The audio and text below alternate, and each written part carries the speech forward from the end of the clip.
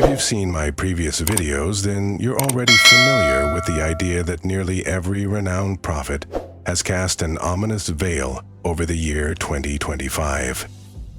Yet, while we followed the trail left by these ancient predictions, we stumbled upon something even more unsettling. A prophecy long forgotten, spoken by a Zen master over 1,000 years ago. This was a man considered one of the 7 greatest visionaries in all of ancient China. His name was Huangbo Xiyun. Within a nearly lost volume of traditional poetry, he recorded 14 prophetic verses. Shockingly, 12 of them have already become reality. Only 2 remain, and one speaks of a world-altering event destined for the year 2025. What did this ancient monk actually foresee? That's what we'll explore in today's story. Buckle up as we delve into this mystery. But first, if you like and subscribe before this video ends, you might just unlock a bit of good fortune. In the West, the name Nostradamus is often seen as the pinnacle of prophecy. But in the East, there stands an equally venerated figure, one remembered not just as an enlightened monk, but as a seer whose visions seem to pierce through time itself. That man was Zen master Huangbo Xiyun. Based on historical records, he lived during the Tang Dynasty, more than a millennium ago. Yet, Huangbo wasn't a mystic in the traditional mold. He didn't roam cities offering cryptic teachings or promises of salvation. Rather, he secluded himself, devoting his life to aesthetic practice and profound meditation. He believed that only by abandoning earthly desires could one perceive the true nature of the cosmos. Still, his story was anything but remote or detached. In fact, it was his rare ability to unify spiritual depth with worldly insight that made him so extraordinary. According to legend, he once struck the young prince who would later become Emperor Xuanzang of Tang right across the face. An act of shocking boldness meant to teach the future sovereign a lesson in compassion and humility. In any civilization, a monk daring to strike royalty is a rare, audacious act. It revealed Huangbo to be more than a hermit. He was a visionary who defied the norms of his time. And when Xuanzang took the throne, he didn't retaliate. Instead, he honored Huangbo with a Dharma title, the Rude Monk, a nickname both playful and deeply respectful. He ordered that all of Huangbo's teachings be written down. Among them was a collection of 14 prophetic poems. Each verse, rich in classical symbolism, resembled a time-locked riddle awaiting future generations. No one could have imagined that, centuries later, these ancient verses would start to unfold with haunting accuracy. From the fall of the Ming Dynasty to the rise of the Jing, from bloody rebellions to the golden eras of Kangxi, Yongzheng, and Qianlong, Huangbo's poems appeared to have foreseen it all, as if time itself had flowed through his hands. Yet what truly baffles modern historians is what lies in the final 2 poems, an unmistakable reference to the year 2025. Why would a monk from over 1,000 years ago point to a time so distant from his own? And more curiously, why does this same year appear in prophecies across different cultures and centuries, with no ties between them? Let's move into the next chapter to discover how Zen Master Huangbo came to glimpse the future. In the grand narrative of Chinese antiquity, the Ming Dynasty stands out as one of the last great empires ruled by the Han people. Culturally, scientifically, and diplomatically, it marked a high point in Chinese civilization. But like all golden ages, its brilliance didn't last forever. What's remarkable is that the fall of this empire may have been predicted 800 years earlier in Huangbo's very first prophetic poem. In it, he mentions celestial disruption. The sun and moon disturbed, symbols directly tied to the Ming emblem. The chaotic imagery of sun and moon served as a powerful metaphor for an empire in collapse. And sure enough, as the Ming drew to a close, decay touched every part of the realm. Disaster followed disaster. Crops failed, corruption thrived, rebellion surged with increasing intensity. The people lost faith. Farmers turned to arms.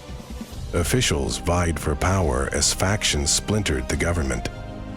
In the north, Manchu warriors gathered like a brewing storm. In the south, Li Zizheng, a former soldier turned insurgent, marched toward the capital with his rebel army. Then, the collapse came.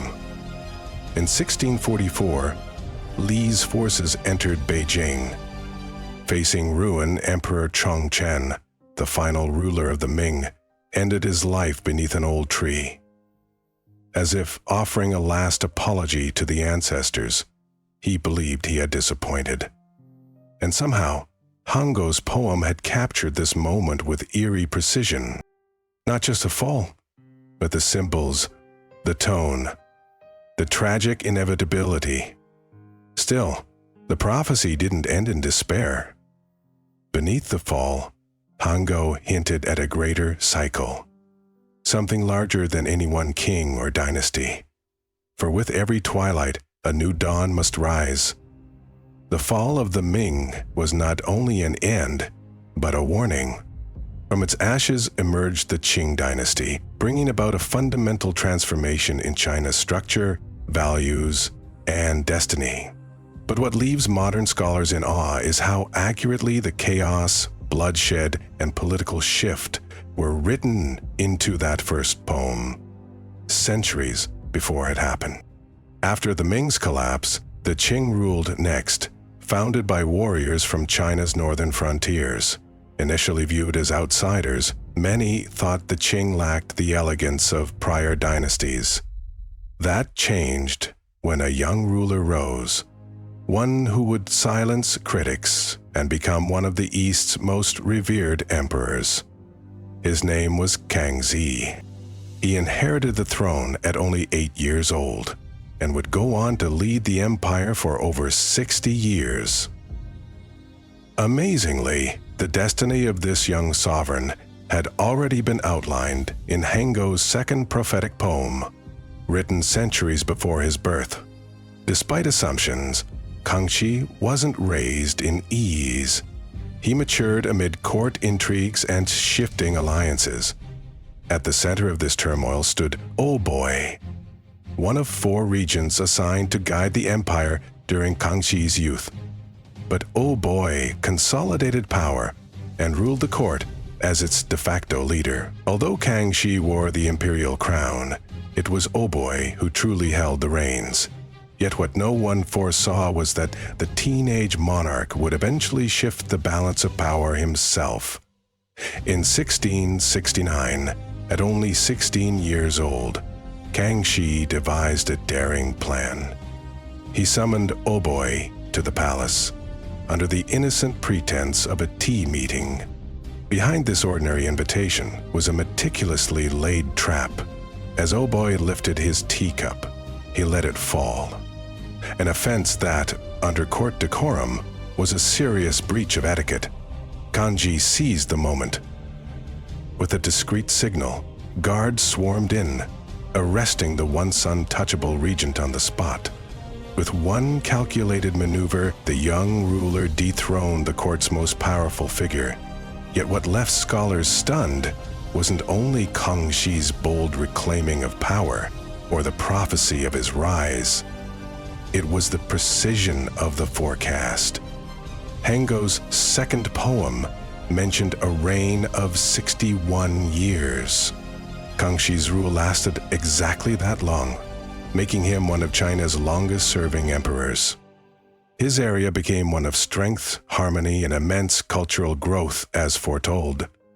In Huangbo's 4th verse, another emperor emerged, Qianlong, who would lead China to its imperial summit before steering it toward gradual collapse. Qianlong took the throne in 1735, inheriting an empire fortified by political power and military might. He swiftly strengthened control, expanded frontiers, and brought the Qing dynasty to what many regard as its most dominant era. Under his leadership, China expanded influence, secured borders, and enjoyed widespread prosperity. As predicted in Huangbo's fourth prophecy, Qianlong's reign was expected to last 60 years. Initially doubted, the prediction seemed off, until Qianlong himself declared he'd abdicate after 60 years to honor his grandfather Kangxi's 61-year rule. He kept his word, stepping down in 1795 at age 85 and passing the throne to his son Yongyan, later Emperor Jiaqing. But in reality, Qianlong retained real authority, ruling as retired emperor for 4 more years until his death in 1799. By that time, signs of decline had already taken root. While Qianlong had once epitomized enlightened rule, his later years grew clouded by superstition and indulgent tolerance for corruption. The imperial court, once dynamic, grew lethargic. The brilliance dimmed. After his death, crises piled up: internal revolts, economic decay, and increasing foreign pressure. Strangely, it had all been captured in verse centuries earlier, written in elegant, haunting language by Huangbo. Following the Qianlong Golden Age, China entered a darker era. In a foreboding fifth poem, Huangbo wrote of a heavy red dragon symbolizing looming disaster. According to the Chinese zodiac, the year 1796, when Jiaqing took power, is represented by the red dragon. Huangbo marked this period as the start of China's descent. He was right. Jiaqing's reign revealed deep structural weaknesses in the Qing system. The White Lotus Rebellion, a large-scale spiritual uprising, raged for years. Corruption spread unchecked. Bureaucracy weakened. Jiaqing ruled 25 years before dying of illness in 1820. Meanwhile, Britain had surged ahead through industrialization. China, however, clung to protectionist traditions and cultural pride. That hubris would cost them. Seeking trade dominance, Britain began quietly flooding China with opium disguised as commerce. Addiction surged. Social fabric began to tear.